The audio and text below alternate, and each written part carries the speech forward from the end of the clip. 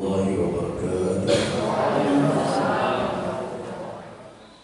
Kepala Seksi Pendidikan Pendidikan Dini dan Pondok Pesantren Kementerian Agama. Beliau hadir ke sini ini mulia. Kenapa mulia? Karena bersandar pada sesuatu yang mulia. Sebelumnya tidak terlalu mulia, tapi begitu bersandar kepada yang mulia maka dia menjadi mulia. Apa sandarannya itu? Kepala Kantor Kabupaten Majene. Jadi kehadiran beliau ini dalam kapasitasnya sebagai mewakili kepala kantor. Tidak sama dengan Ketua Pokjawas. Ketua Pokjawas ini hadir, kehadirannya dengan dirinya sendiri. Berarti kemuliaannya berdiri sendiri dan tidak bersandar pada kemuliaan yang lain. Nah, ini hebatnya. Tapi intinya kedua-duanya ini adalah orang yang mulia.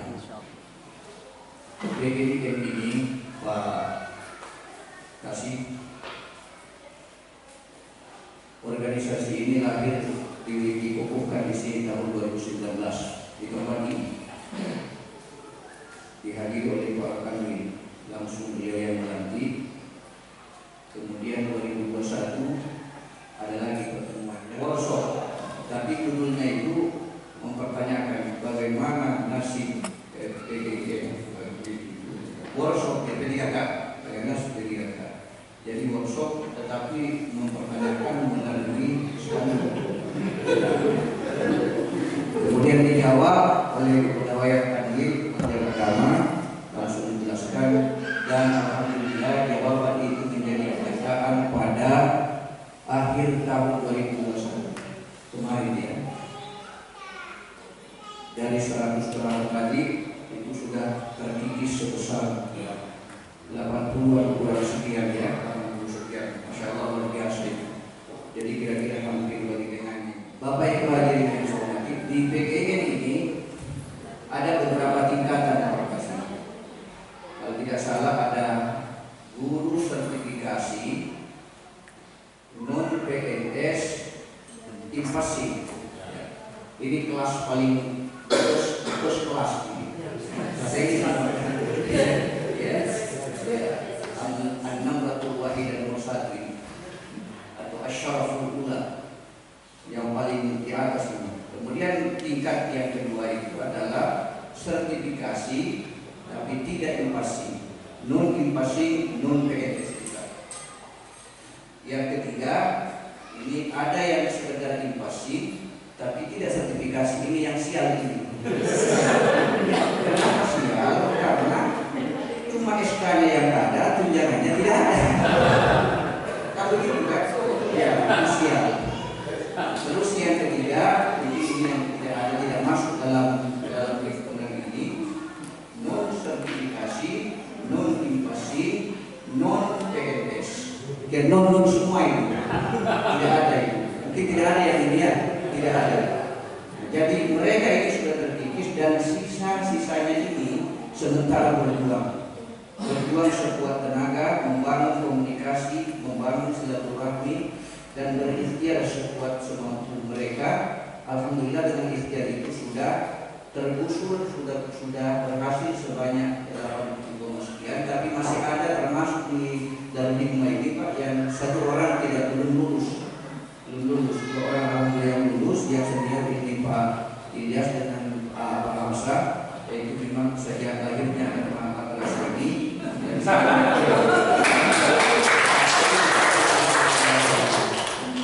Kemudian juga Hamsa juga seperti itu. Tinggal satu yang ikut kemarin tidak lulus itu, mudah-mudahan mereka ini tidak perlu lagi diundang untuk ujian, tetapi langsung diberikan sekali. Karena dia mungkin karena usianya, karena pengertiannya dan lain-lain. Jadi karena orang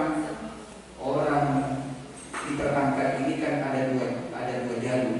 Yang pertama adalah jalur kemampuan otak, artinya dengan formasi umum itu kan otaknya itu yang kecerdasan otak. Yang kedua adalah kemampuan dengan pengertian itu. Jadi itu jalur khusus namanya. Jadi P3K ini pengertiannya termasuk saya ini dan beberapa teman-teman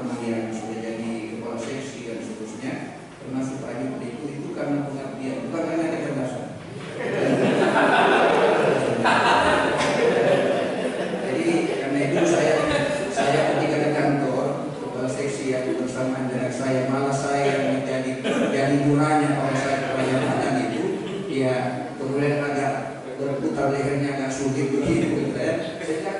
Kawan-kawan Anda ini bukan karena kecerdasan, karena pengabdian. Tapi pengabdian itu jauh lebih mulia daripada kecerdasan, karena orang mengabdi itu berdasarkan hatinya, sedangkan kecerdasan berdasarkan akalnya. Kalau akal, ya gimana aja.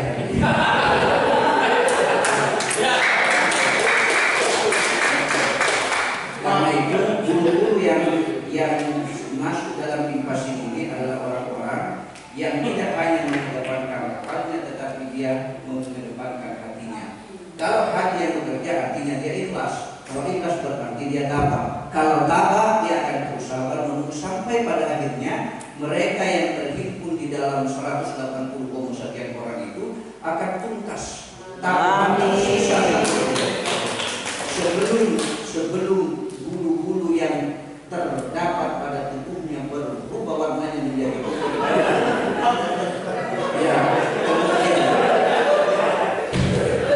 Tidak apa-apa kalau Pak Jahan, karena dia sudah terangkat setelah sudah jadi putih, nggak apa-apa. Akan berhasil semua. Maka Nabi berjanji, la yamuta ahadun hatta yastawfiya rizquhu wa ajruhu. Tidak akan mati orang itu sebelum terpenuhi rezeki yang telah Allah janjikan. Itu yang menjadi harapan kita. Makanya kita di pimpinan pondok pesantren ini, Pak Jawas, tenang-tenang saja karena paham akan agama. Tapi ya tolong dibantu Pak kasih. Jangan cuma dilihat, wih, ada lagi gedung besar di situ, ada apa itu? Jangan cuma dilihat. Cari dulu juga di Kementerian Agama, di mana kita dapat di sini.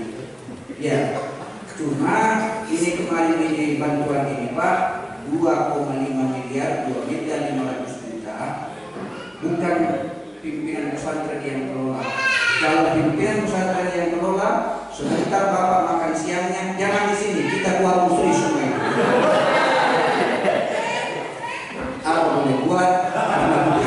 Bukan pimpinan pesantren yang kelola itu dana dikontraktualkan, dibiar ditinggalkan sehingga kami hanya menerima beresnya.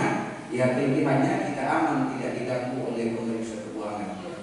Bapak Ibu hadirin yang saya hormati dan saya muliakan, pendidikan di Indonesia ini terakhir ini, pendidikan di Indonesia kira-kira di manakah negara di dunia ini yang pendidikannya dikelola oleh 2 kementerian? Kira-kira di dunia ini di mana? Negara apa kira-kira yang pendidikannya dikelola oleh 2 kementerian? Tidak ada kalau bukan di Indonesia.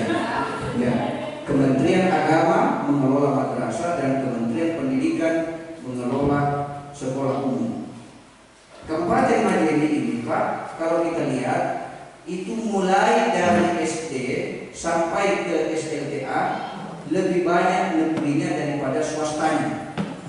Kita lihat SD misalnya dari perbatasan Tinambung sampai ke Malunda semua negeri. Hanya ada 2 SD di Kabupaten Majene ini yang swasta, 1 SD Islam Darul Hikmah di Ponian ini, di Pondok Pesantren ini, yang kedua SD Islam Tahfidzul Quran di Lembang. Selebihnya negeri semua. Kemudian SMP juga dari ujung selatan sampai ke ujung utara, semuanya negeri, kecuali ada 2 SMP yang swasta, yaitu SMP Islam Darul Hikmah di Darul Hikmah lagi, Darul Hikmah nggak pernah ditinggalkan. Kemudian SMP Islam di Tanding 2. Kemudian SMA pernah coba-coba 1 bertahan menjadi swasta, namanya SMA PGRI, dan tidak mampu bertahan sehingga tahun lalu sudah dialihkan, sudah dinaikkan statusnya menjadi negeri. Berarti SMA tidak ada yang swasta, negeri semua. SMK 9 negeri, kemudian 6 swasta. SMK Islam Ponian ini SMK terbesar dan terbanyak siswanya se-Kabupaten Majene. SMK Bunga Bangsa, SMK Harapan Bangsa, kemudian SMK Bina Insani, kemudian SMK Digali, dan SMK Kota Tinggi. Swasta. Yang ingin saya katakan adalah di sekolah yang berada dalam naungan dinas pendidikan itu lebih banyak negerinya daripada swastanya. Sekarang kita balik ke sekolah yang dinaungi Kementerian Agama, lebih banyak swastanya daripada negerinya. Coba kita lihat Madrasah Ibtidaiyah di Kabupaten Majene ini hanya ada 2 yang negeri, Simulu dan Punian. Kemudian Punian sudah tidak lagi diterima, tidak mau lagi memakai nama Punian itu. Apa yang dipakai MIN 2 Majene. Kenapa dibilang nama Punian lagi di sini? Dari dia apa? Karena itulah kemauan pemerintah. Makanya dalam hikmah ini saya setiap membuat sekolah tidak pernah menghilangkan nama ini. SMK Islam Punian, SD Islam Punian, pokoknya Punian, pondok pesantren dalam hikmah Punian. Begitu tidak pakai Majene, Punian. Kenapa? Karena nama ini kita mau angkat ke permukaan seperti itu. Jadi itu yang menjadi harapan kita, sehingga kenapa nama Punian terus ditunjukkan. Bapak Ibu hadirin yang saya hormati. Nah, sekarang madrasah Sanawiyah hanya ada 2 yang negeri, di Simulu Majene dengan di Luaro. Kemudian di mana madrasah Aliyah hanya 1 yang negeri, selebihnya swasta. Jadi madrasah Sanawiyah lebih banyak swastanya daripada negeri, madrasah Ibtidaiyah lebih banyak swasta daripada negeri, madrasah Aliyah lebih banyak swasta daripada negeri. Artinya apa ini? Kalau begitu, swastalah yang menghidupkan Kementerian Agama, swastalah yang membesarkan Kementerian Agama. Nah, tapi ingat, Kementerian Agama swasta yang membesarkan Kementerian Agama, tapi Kementerian Agama lah yang menghidupkan swasta. Begitu. Artinya Anda tidak akan besar kalau tidak hidup. Mustahil Anda bisa besar kalau tidak hidup. Oleh karena itu, supaya Anda tetap hidup dan tetap berkembang jadi besar, maka jangan berpisah dengan Kementerian Agama. Walaupun saat ini nasib Anda belum jelas, karena satu saat Allah akan memperjelasnya. Begitu. Itu prinsipnya itu. Bapak Ibu hadirin yang saya hormati, terakhir sekali, PDIM ini, Pak Ketua PDIM adalah wadah atau kendaraan yang mengantarkan Anda pada kesuksesan. Jangan wadah ini kemudian kita tinggalkan atau kita abaikan setelah Anda sukses. Di selatan sana kita menyeberang, kalau ke pantai Punian ini Pak, ada Pulau Idaman. Kalau orang mau menyeberang ke Pulau Idaman, tidak ada perahu, tidak ada sampan, tidak ada kapal.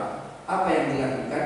Yang dilakukan adalah dia mengambil batang pisang, dirakit batang pisang itu sehingga dia naik ke atas batang pisang itu, lalu dia berdayung menggunakan kendaraan batang pisang itu. Setelah ia sampai di tujuan, batang pisang itu dilempar ke laut, mereka pergi begitu saja. Andaikan batang pisang itu bisa bicara, dia akan berteriak dan memaki-maki Anda. Betapa kejamnya Anda itu. Setelah saya antarkan Anda ke tempat tujuan, lalu saya diabaikan begitu saja.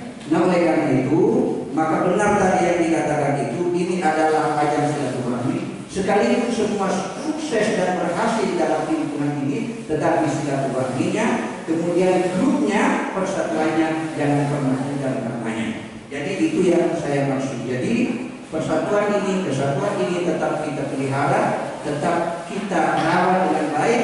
Nanti berakhir kesatuan ini ketika Allah mengakhirkan persatuan ini. Bagaimana cara Allah mengakhirkan persatuan ini? Satu persatu berkuburan karena malaikat maut telah memisahkan diri. Baru berakhir. Jangan kita yang mengakhirkan, jangan kita yang menutup. Nanti Allah yang menutup kita baru berakhir persatuan. P3K ini tidak ada Pak Purjawas. P3K tidak ada perjabatannya kan? Tidak ada. Oh, belum ditahu. P3. Kalau informasinya itu langsung ke STM datang. Malah kemarin kita komunikasi dan Pak Ibu Bayar Kepegawaian, katanya ditunggu dalam pertengahan paling akhir